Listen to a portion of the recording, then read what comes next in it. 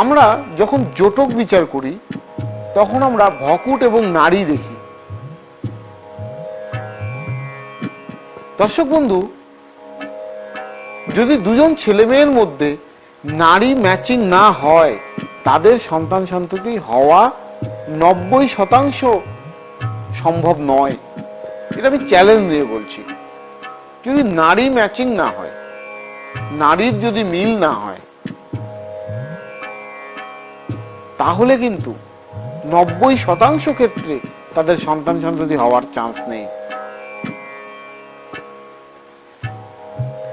অর্থাৎ এখানে জ্যোতিষ আপনাকে জোটক বিচারের সময় ইন্ডিকেশন দিতে পারে যে আপনাদের সন্তান সন্ততি নিয়ে সমস্যা হবে কি হবে না। এটা একটা কারণ বললাম, এবং নারীটা দ্বিতীয় কারণ বললাম, ভকুট নারী দ্বিতীয় কারণ বললাম।